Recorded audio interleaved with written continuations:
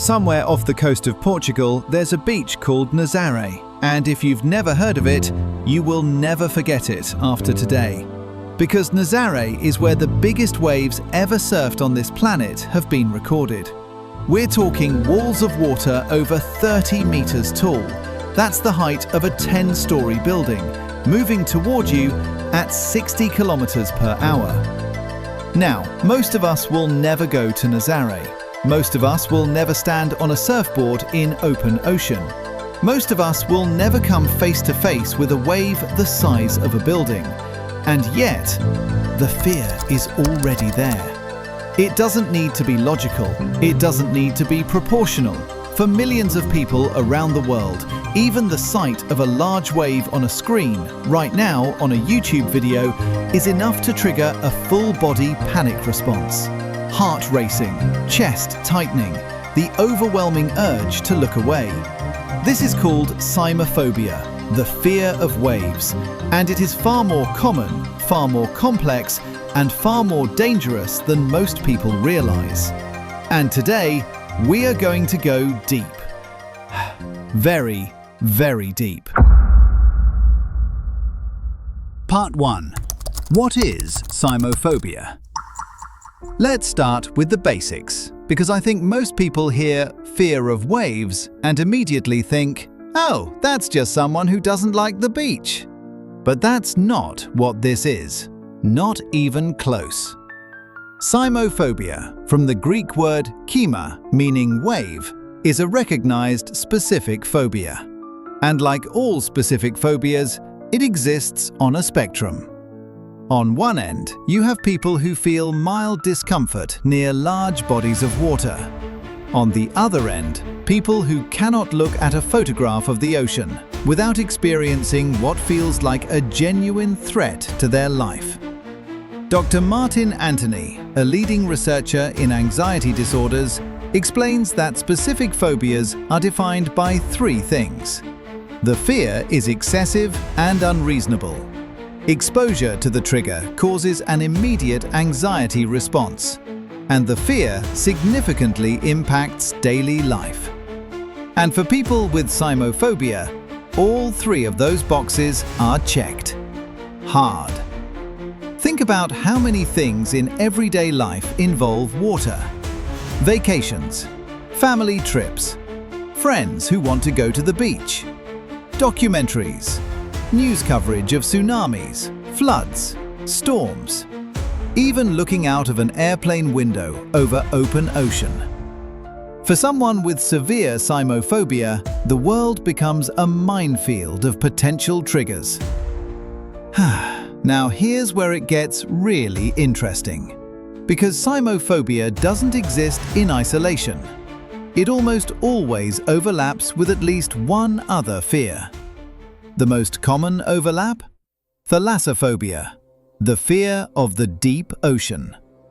And while these 2 phobias are related, they are distinct. Thalassophobia is specifically about what's underneath. The darkness, the unknown, the creatures that might be lurking beneath the surface. Cymophobia is about the wave itself, the movement, the power, the inevitability of something enormous coming directly at you, and there being absolutely nothing you can do about it. But why do waves trigger fear in the first place? Because here's the thing, waves are beautiful. Artists have painted them for centuries. Surfers dedicate their entire lives to chasing them. So what is it that makes the exact same object, a wave, a source of pure joy for one person and complete terror for another? The answer lies deeper than you might expect. And it starts with something that happened long before you were born.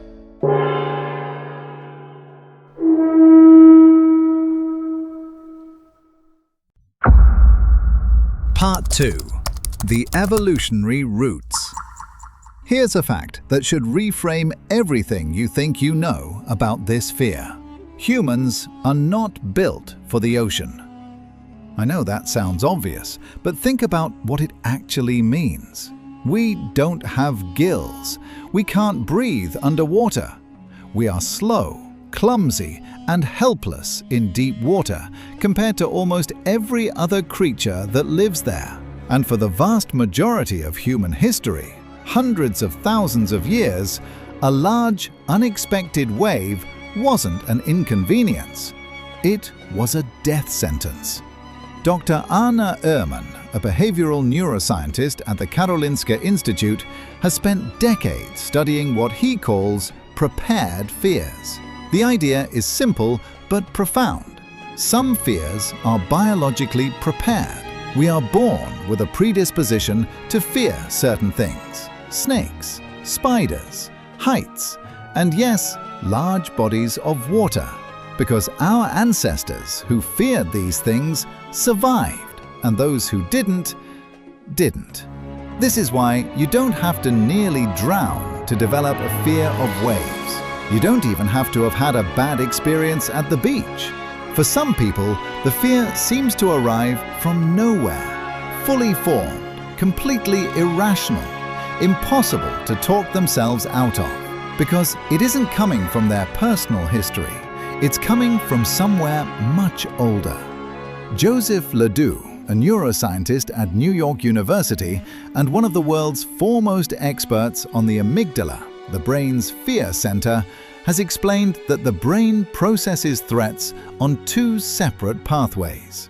The first is fast and unconscious. It receives sensory input, identifies a potential threat, and triggers a fear response before you've even consciously registered what you're looking at. The second is slower and more deliberate. It's the rational part of your brain that says, "Wait, calm down, you're just watching a video." The problem? In people with phobias, the fast pathway wins every time. Your rational brain doesn't stand a chance. And here's what makes waves particularly powerful as a fear trigger. They hit multiple threat systems simultaneously. There's the visual threat, a massive object moving toward you at speed. The brain doesn't need context to know that this is dangerous. It just knows. There's the auditory threat. The sound of a large wave is genuinely one of the most powerful sounds in nature. Low-frequency rumbles that you feel in your chest before you hear them with your ears. Infrasound, sound below the threshold of human hearing, has been measured in large waves, and research suggests it may trigger a primal, instinctive fear response, even in people who aren't particularly afraid of water. And then there's the most terrifying aspect of all, the loss of control. Unlike almost every other natural threat a human might face, a wave gives you nowhere to run. You can't climb a tree to escape it. You can't outrun it. If it hits you, it hits you. And the brain, which is fundamentally a survival machine obsessed with control, finds this absolutely intolerable. You are powerless, and the wave doesn't care. Part 3. Real Stories. Now, I want to bring this out of the abstract, because statistics and neuroscience are one thing, but nothing makes a fear real like hearing it from the people who live with it. A woman named Sarah posted on Reddit in a thread about phobias, and her description stopped me completely. I grew up in a landlocked state. I had never even seen the ocean until I was 19. The first time I stood on the beach in North Carolina and watched the waves, I had a full panic attack. Not because they were particularly big, they were perfectly normal beach waves. But something in my brain just snapped, like an alarm going off that I didn't know I had. I couldn't breathe. My legs wouldn't work. My boyfriend had to walk me back to the car. I cried for an hour. I still don't understand why. Read that again. She had never had a bad experience with water, never nearly drowned, never experienced a flood or a tsunami. The fear was just there, waiting. And she's far from alone. A man named Daniel, a former soldier who had served in combat, wrote about his cymophobia with what you can only describe as dark humor. I've been shot at. I've been in a vehicle that hit an IED. I have done things that would give most people nightmares for the rest of their lives. And the one thing that genuinely makes me feel like I'm going to die? The wave pool at a water park. My kids think it's hilarious. I have never found it funny. There's something both heartbreaking and oddly human about that story. Here is a man who has faced genuine, life-threatening danger multiple times, and yet a wave pool at a theme park undoes him completely. Because phobias don't follow logic. They don't respect your track record.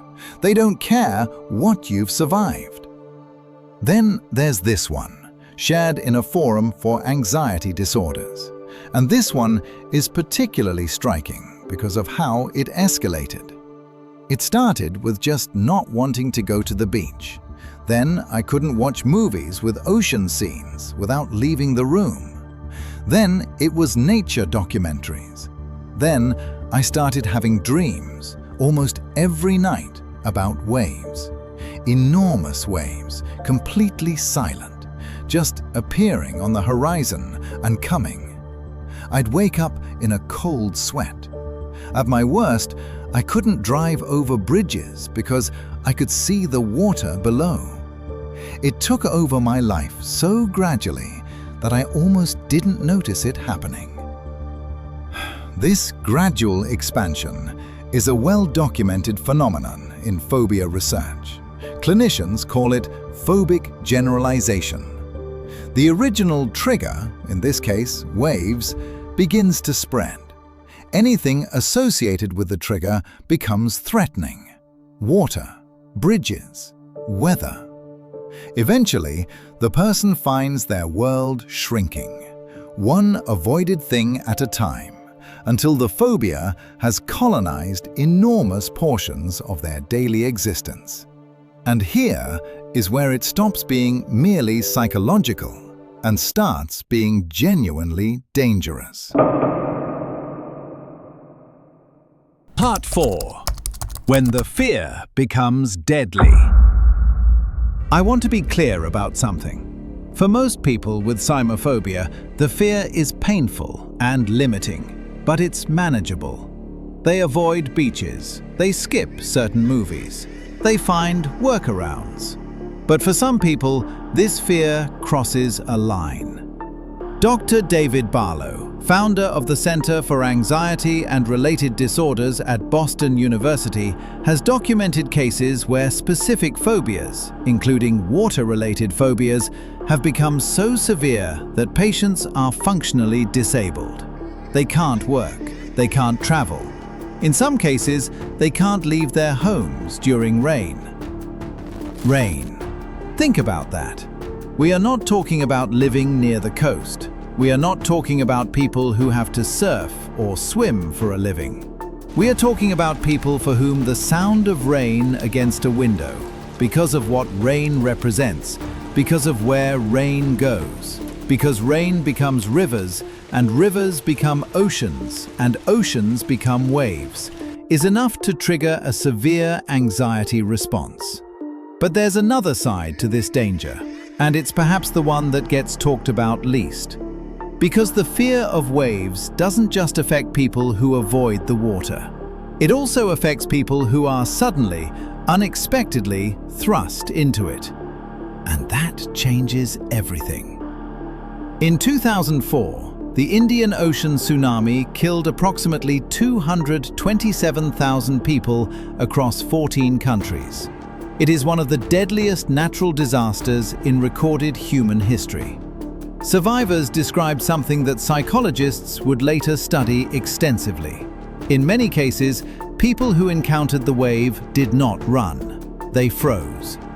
Dr. Gordon Gallup, an evolutionary biologist at the State University of New York, has studied the tonic immobility response, a primitive fear reaction in which the body essentially shuts down rather than fight or flee.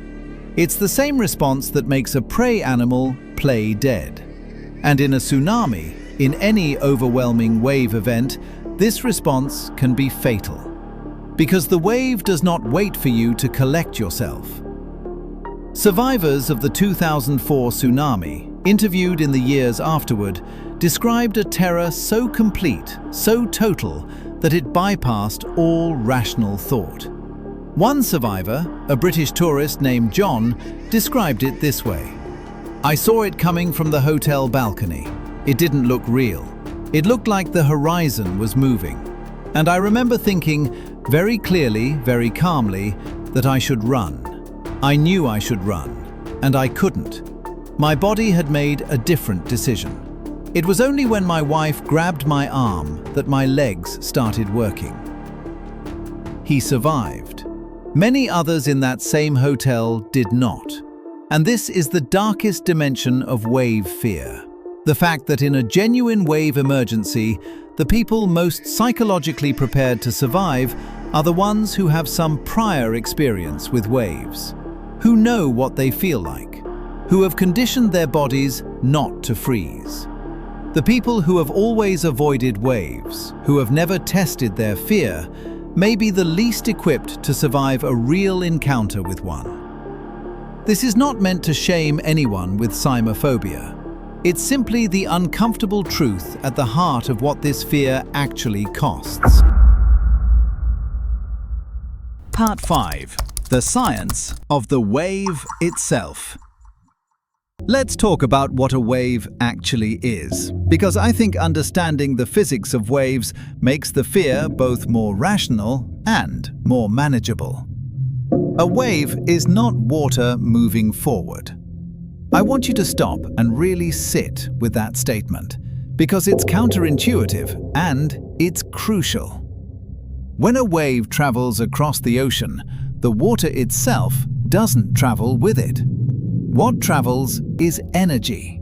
The water molecules move in circular patterns, up, forward, down, back, and return almost to where they started. What you see as a wave moving toward the shore is actually energy, transferred from wind to water, sometimes thousands of kilometers away, rippling through the medium of the ocean. It's only when the wave reaches shallow water, when the circular motion of the water molecules can no longer complete its cycle because the sea floor is too close, that the wave begins to break. The bottom of the wave slows down, the top keeps moving, and the wave collapses forward, releasing all of that accumulated energy at once. That's what a breaking wave is. It's the ocean releasing energy.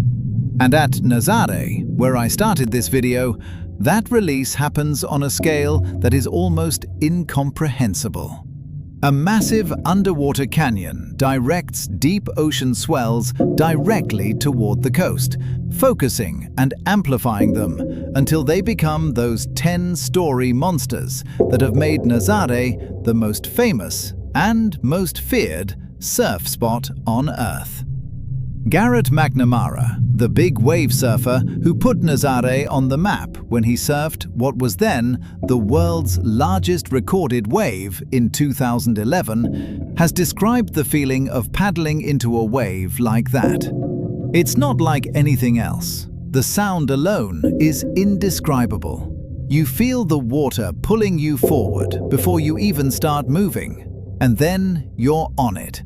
And everything goes quiet in your head.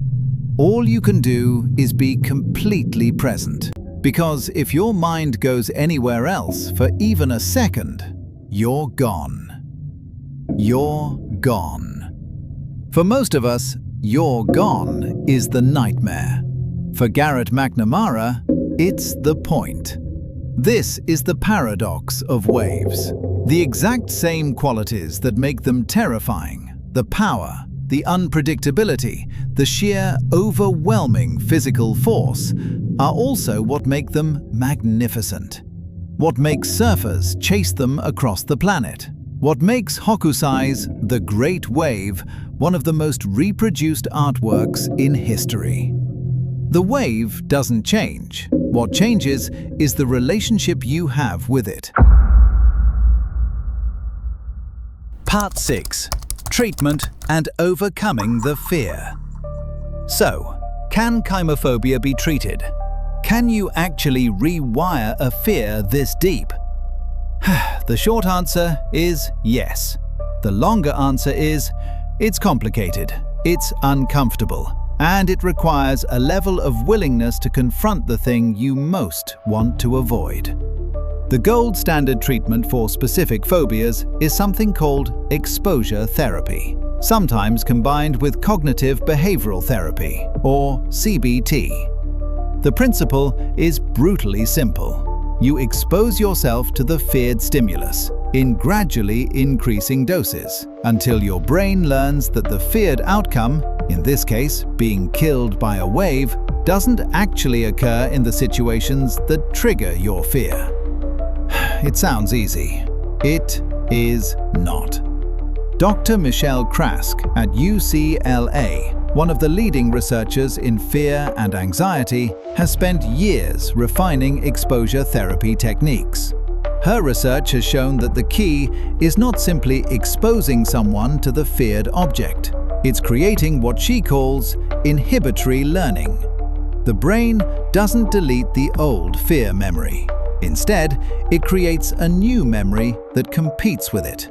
Every time you're exposed to a wave and nothing terrible happens, you're adding to that competing memory, making it stronger, more accessible, more likely to win the competition.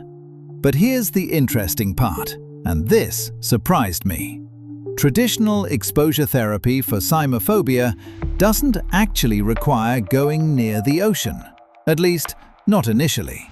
Clinicians have successfully used video exposure, watching footage of waves progressively larger as a starting point, then photographs, then audio recordings of ocean sound, then virtual reality, then eventually, if the patient is ready, the real thing. And virtual reality specifically has become a genuinely exciting frontier in phobia treatment. Dr. Skip Rizzo at the University of Southern California's Institute for Creative Technologies has pioneered VR-based therapy for anxiety disorders. And the results for specific phobias, including water-related phobias, have been remarkable. The brain, it turns out, doesn't fully distinguish between a virtual wave and a real one, at least not at the level of the amygdala. The fear response is triggered by the VR environment almost as strongly as by the real environment, which sounds terrible until you realize what that means. It means you can do exposure therapy in a completely controlled, completely safe environment. You can pause the wave. You can walk away. You can try again. And every time you do, every time your brain registers, "Wave happened, I survived," you are literally rewriting your relationship with one of the most primal fears in human psychology. There's also a growing body of research on medication-assisted therapy, specifically the use of D-cycloserine, a drug that enhances memory consolidation, taken just before or after exposure therapy sessions. Early results suggest it can significantly accelerate the speed at which new, safe memories override old fear memories.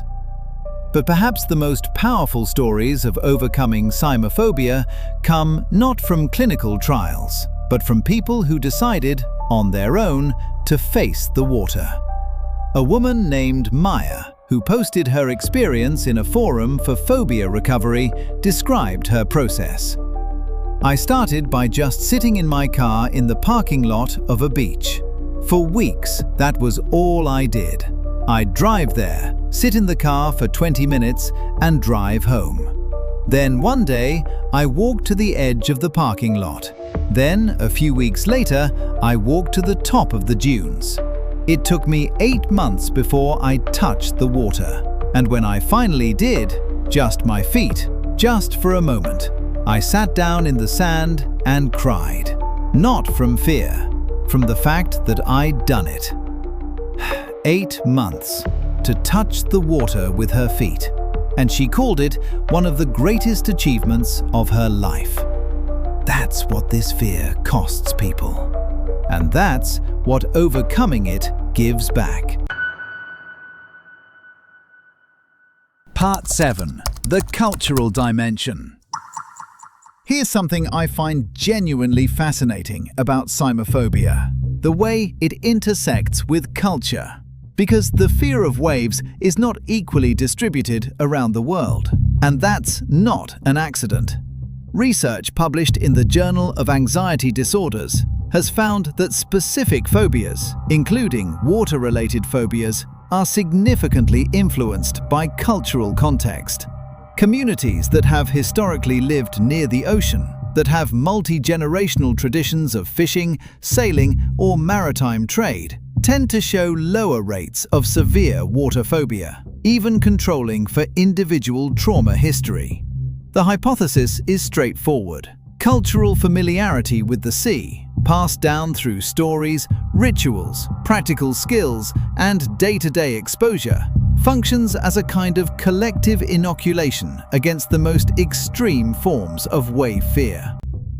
Think about communities like the Polynesian peoples, the greatest ocean navigators in human history, who crossed thousands of miles of open Pacific in wooden outrigger canoes, navigating by stars and wave patterns alone.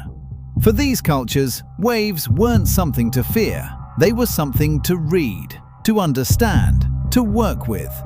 Or think about Portuguese coastal communities near Nazaré itself, where local fishermen have worked the dangerous surf for centuries.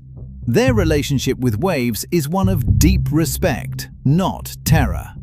There's a difference, and it's not a small one. Contrast that with landlocked communities, people who grew up far from any significant body of water, who encounter the ocean for the first time as adults.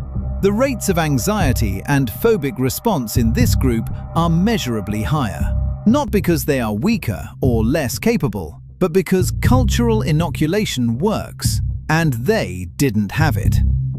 This has real implications for how we think about cymophobia. It's not purely an individual pathology. It's partly a cultural gap. And filling that gap, through education, through gradual exposure, through changing the stories we tell about the ocean, is just as important as clinical treatment. There's also something worth noting about the way waves appear in art and mythology across cultures. In Japanese art, the wave, most iconically in Hokusai's Great Wave of Kanagawa, represents both power and impermanence. The overwhelming, unstoppable force of nature, combined with the idea that even the greatest wave eventually breaks and recedes. In Greek mythology, Poseidon, the god of the sea, was both a protector and a destroyer. Sailors prayed to him not to eliminate the waves, but to survive them. The ancient Greeks didn't expect the ocean to be safe. They expected it to be powerful, and they built their entire relationship with it around that expectation. Maybe that's what cymophobia ultimately costs us. Not just the beach, not just the vacation, not just the ability to look at a beautiful photograph without panic. Maybe it costs us that ancient, complicated human relationship with something vast and powerful and completely indifferent to us. And maybe reclaiming that relationship, on whatever terms feel possible, is worth the effort. So, the fear of waves. It's older than civilization. It's written into our neurology. It is, in many ways, one of the most rational fears a human being can have, because waves, at their most extreme, are genuinely lethal. The ocean is genuinely dangerous. The amygdala is not wrong to flag it. But like all fears, it can grow beyond its usefulness. It can colonize spaces it was never meant to occupy. It can take a primal, adaptive survival response and turn it into something that shrinks a person's world, one avoided thing at a time. And the research is clear. It can be treated, slowly, carefully, sometimes painfully, but genuinely, durably treated. Not by eliminating the fear entirely, but by changing the relationship, by teaching the brain, through experience, through evidence, through time, that the wave came and I survived. I'll leave you with this. The word wave in the oldest recorded languages, in Proto-Indo-European, the root language from which almost every European and South Asian language descends, comes from a root meaning to move and to weave, not to destroy, not to threaten, simply to move, to be in motion. Everything that moves eventually stills, even the wave. This is fear.